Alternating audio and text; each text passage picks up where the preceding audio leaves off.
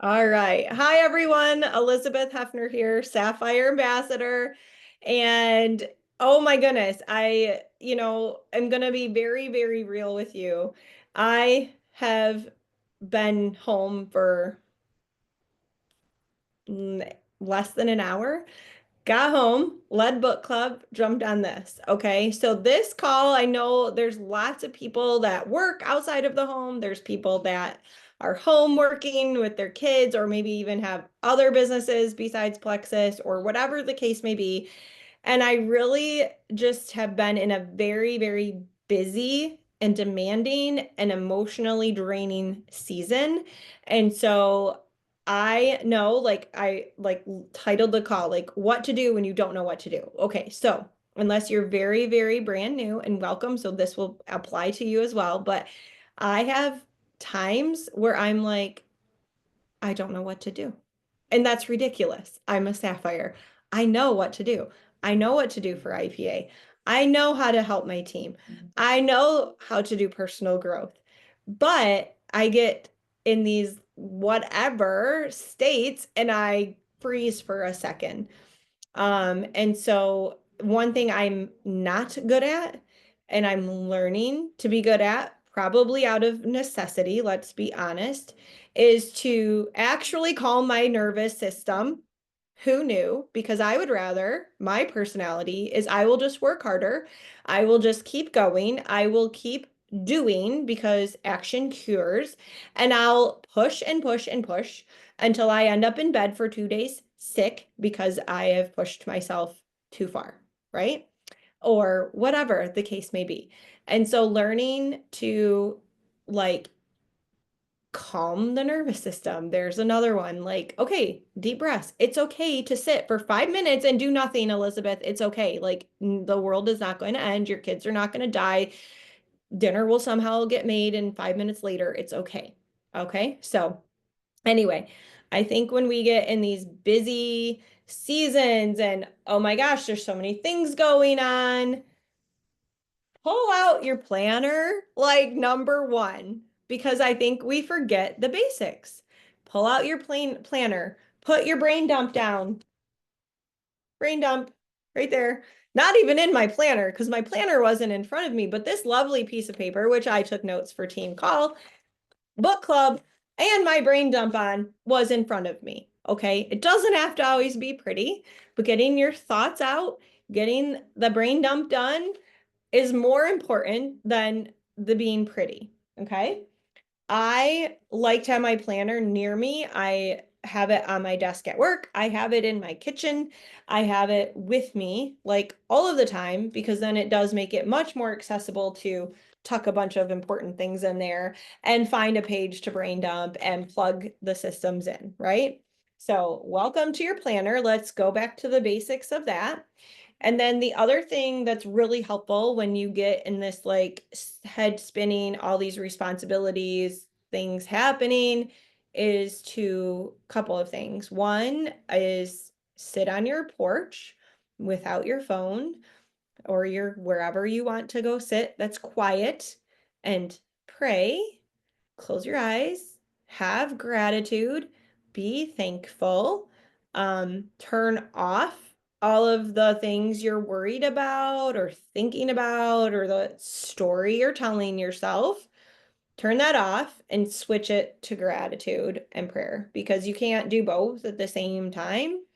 And that just really works. And this is what I struggle with. I'll be honest. Like, okay, I'm supposed to go sit on my porch and pray and think and have positive affirmations and calm my nervous system, but I'm also supposed to be taking candid little videos of my life so that I can make a reel and I can post it in my stories and I can talk about it. Okay, well, there has to be a balance there. There just has to be.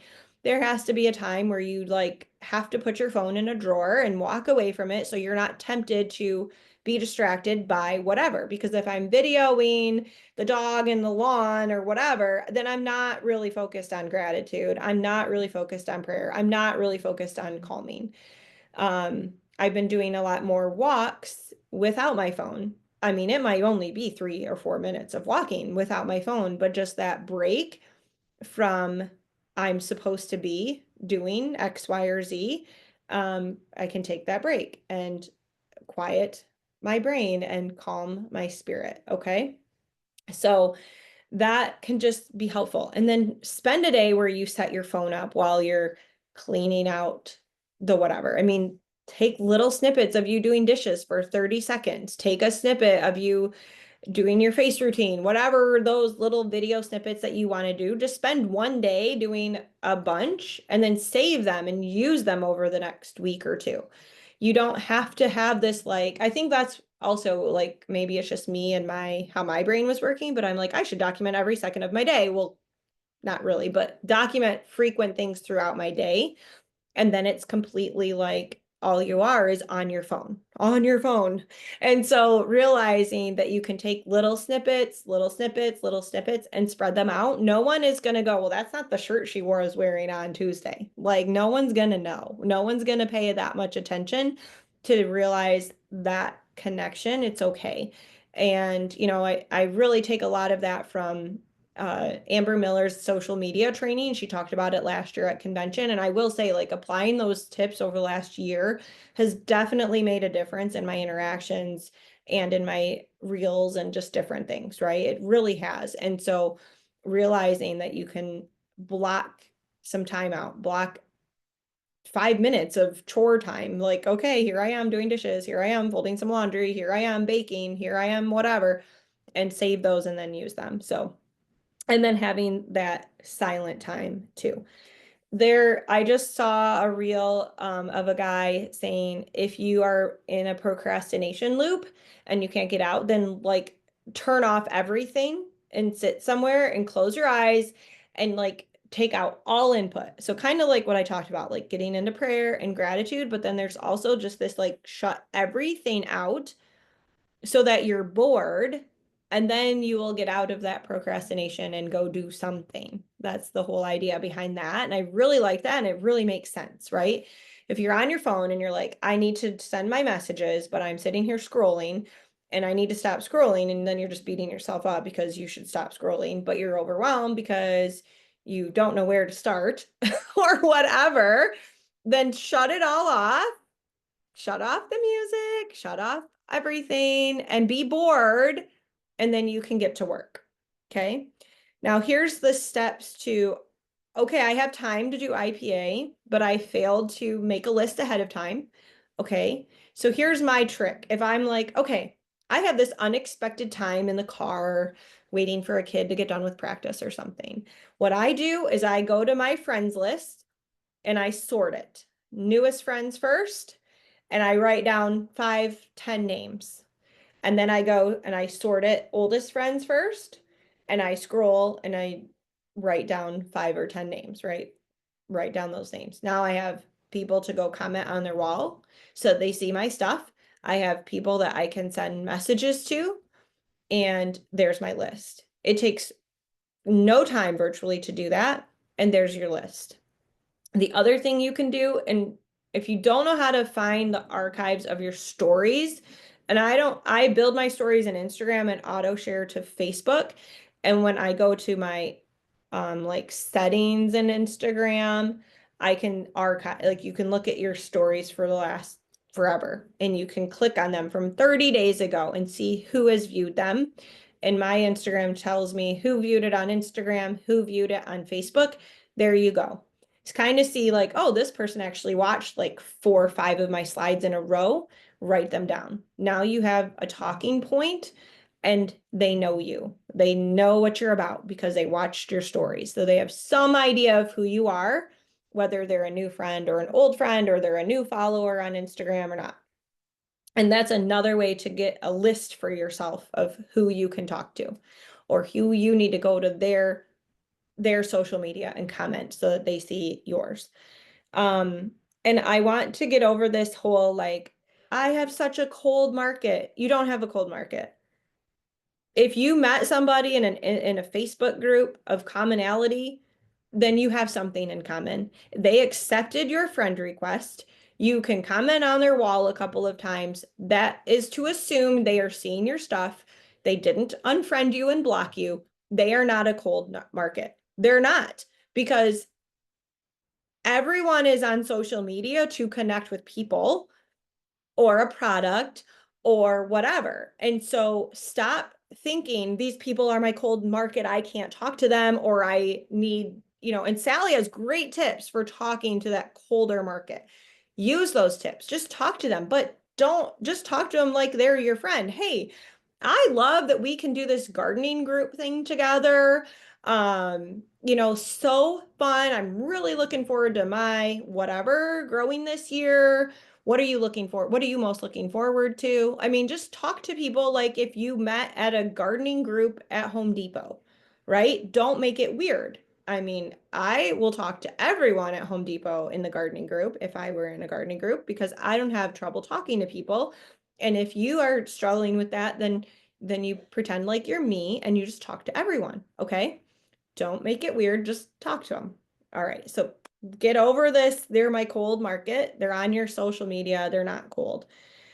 I think too that what we can do when we're reaching out to people and saying, hey, my goodness, like if you're anything like me, you probably struggled with having energy or. And I think that you could really benefit from this Plexus stuff. Have you heard of it? Have you thought of trying it? I don't know, like stop beating around the bush. And also, when people are interested, tell them this is exactly what you need to reach your goals. Like, obviously, you're gonna ask them, like, well, what are you struggling with? What brought you to this question? Or maybe they say, hey, I'm really struggling with. You say, you know what? I know what will be perfect for you. Like, yes, you're asking the questions and you're still wanting them to know that you're taking the time with them, but you guys, I don't want to make more decisions. If I was posting on my social media that I had X, Y, and Z ailments, and somebody said, hey, I saw your post and I'm so sorry you're dealing with that. I think this could really help you. And this is exactly what I would do. And they tell me, I am like, thank you for telling me and not making me like figure it out on my own. We are making decisions about our kids' schedule, the laundry, what we're eating, maybe I'm working outside the home. I got to decide all day long how I'm managing my day. All of it, right?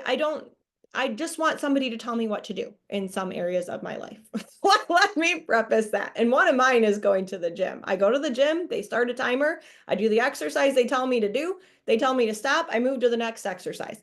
I don't have to think about my workouts. And I'm a physical therapist. Y'all, I could write my own workouts, but I don't want to. Okay. So people want us to help them know what they need and they want us to help them make decisions. Okay. All right. So I loved Tova's call. She gave you tons of tips on like, okay, here's how you manage your schedule. Here's how you manage your kids. These are the expectations you have. Perfect. That you have to go by. I have done videos on it too. There's tons of information out there. So figure out your flow of your day and stick to it, but don't ignore the nooks and crannies. So you have a flow of your day. There's hard stops for meal times, nap times if you have little kids, school time if you're homeschooling, work if you go to work.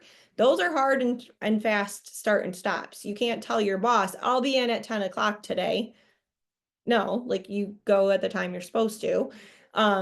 But don't ignore those nooks and crannies that you have. Like I said, you could end up with unexpected time. I sent 2 voicemails on my way to the gym this morning. And as I'm walking in the door of the gym, I got to finish this up. I sent 2 messages. One of those girls I'm signing her up. I'm getting on the phone with her tomorrow. Okay. Because I took the time to just throw out this voicemail. Was it this eloquent, perfectly curated voicemail? No, it wasn't. But that was real life. And I'm glad that she could hear me through that. And I think we need to not discount ourselves that, oh, I have morning voice. I have this, I have that. Just talk to your people. Okay. I think that we need to go back to sharing our stories more. And it could be your story about what you want to add value to. You want to share your salvation story? Share your salvation story. You want to share your story of how you met your husband? You do that. Share your story of birth, of birthing your children. People love those stories too, right? Share your story so that you are more relatable. When I started Plexus, and that's the other thing, I think, okay, what did I do in the beginning? That's all I need to keep doing and do it again.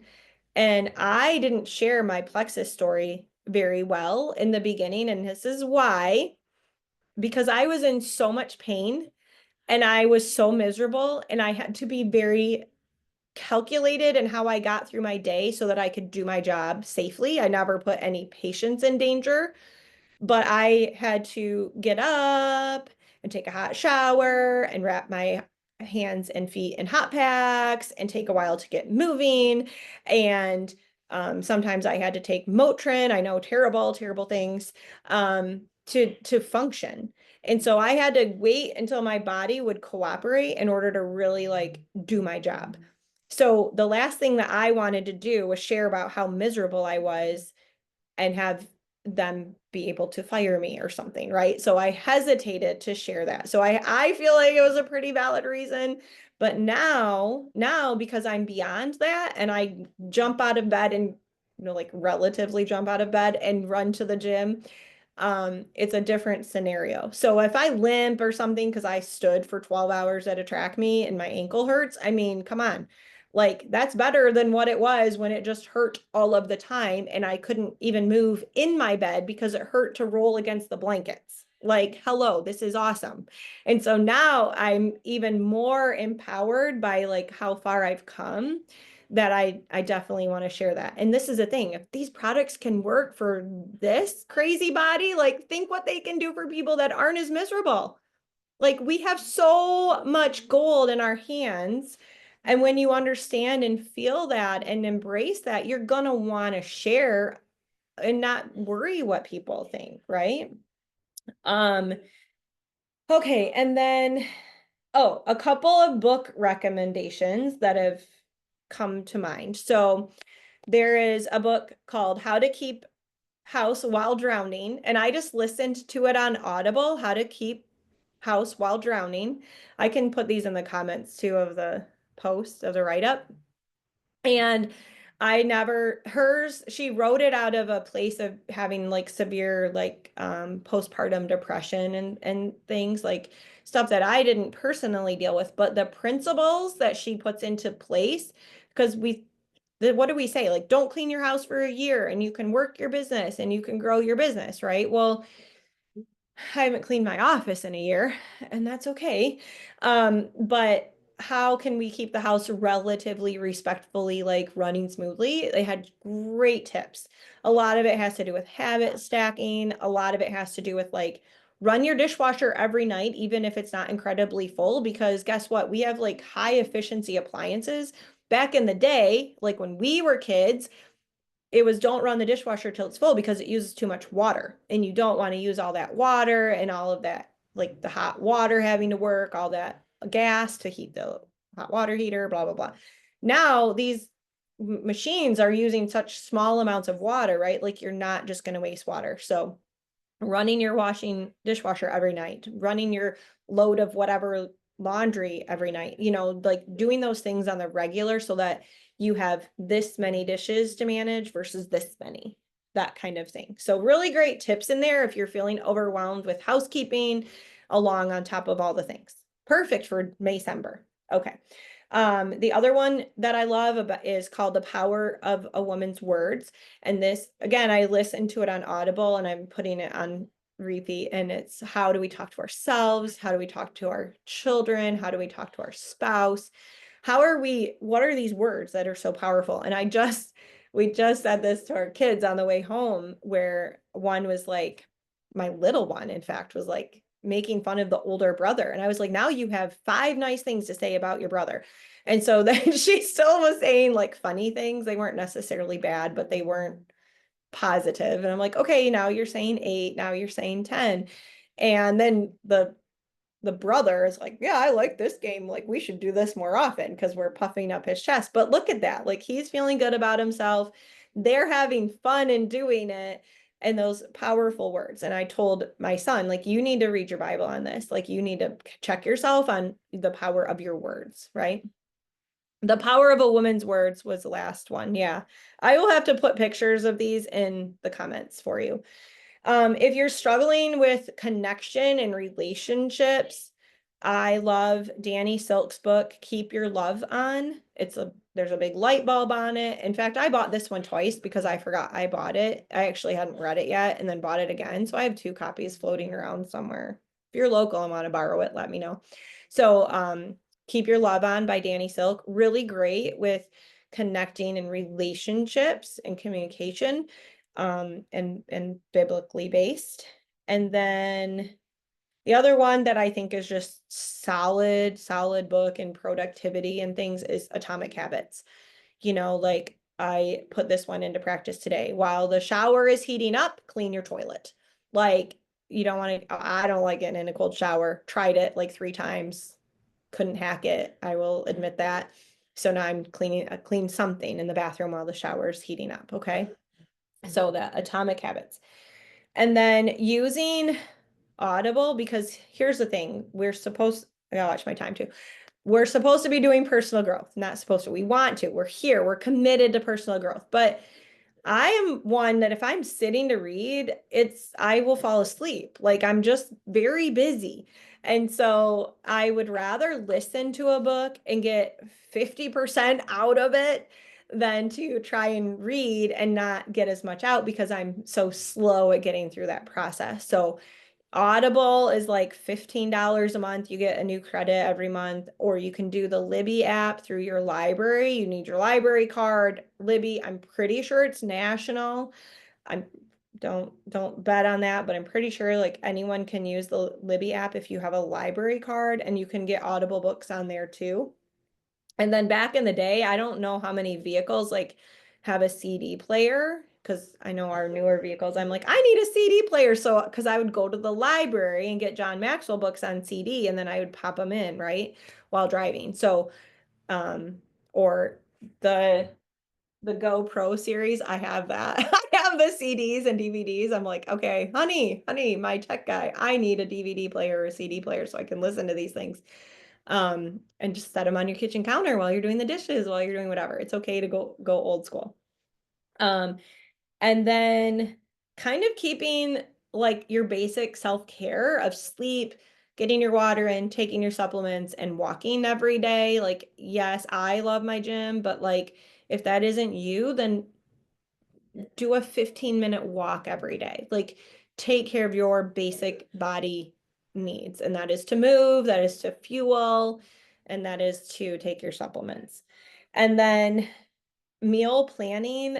I'm not like this expert, great, awesomely organized meal planner, but I do just pull out like I just print recipes I like, and then we save those, and I'll go through them and go, oh, we haven't had this in a while. We haven't had this in a while. We haven't had this, and I might grab, 4 of them. Like, here's our recipes. Here's my grocery list. Like, boom, it's done very quickly, and then I can hand those over to my husband or a kid, and they can make it. So making your meal plans and I mean, yes, there is that like pivoting that has to happen sometimes because of life, but stick to something so that you're not it's a lot of brain power to think every day, what are we having for dinner? Do we have the stuff to make it? What do we have? Like, why are we torturing ourselves? You guys, make things easier on yourselves in the long run. Take some time at some point during the week, whatever day that looks like for you. And then your reminder that when you are like, okay, I really want to work on personal growth. I really want to work on emotional intelligence. I really want to work on duplication. I want to work on recruiting. Like, don't try to change all of that all at one time. Pick one skill and put it into practice, and pick one skill and put it into practice, and keep getting feedback from your upline. For one, like, yes, I tell my girls, like, hey, let's get on a coaching call, fill out a coaching sheet, let me know when you're free, we'll figure it out. But I am not one to say, come on, fill out your coaching sheet. Please fill out your coaching sheet. Like, I'm not gonna beg you to do that. I'm here. You have questions, you have concerns, you are feeling a certain way, then talk to me. Like, send me a message, shoot me a text, call me, I'll call you back if I miss it. Like, you guys have to put that ball out there so we can play catch with you as uplines, and play like it's okay to have feelings, but some of those feelings are not okay to stay in. Feelings are not anything. Feelings are neutral. And so it's okay to be angry. It's okay to be sad. It's okay to be happy. But, and we definitely want to stay in the happy feeling, right? But if your feelings are getting in the way of your productivity or you even functioning from day to day life, then you have to figure out a way to move beyond the feelings and overcome whatever that is, right? It's okay to have feelings, but if they're holding you back in any area of life, it's not okay to stay there. So there's the Building Bounce book. That's another one that you can read to help with like when things just don't seem to go your way, like over and over and over again. And that can help build that like grit and help build that emotional response. I just led book club too, and it's not every day I'm out of words, but I want to say tenacity. I don't have a better word for that right now. And the rewiring your brain by the switch on your brain. There we go. Caroline Leaf. That's another one on like flipping that story in our brain and building that emotional intelligence too, right? And I think sometimes if you're like me, you probably need to talk things out with somebody to help overcome that emotional block maybe for a minute, right? And that's okay, but it being very careful who you're talking to. Your upline, a counselor, a pastor, your best friend, but not your downline, not spattering it all over social media. So anyway, there you go, guys. I hope that this was helpful and we will talk soon. I'll get the books into the comment section.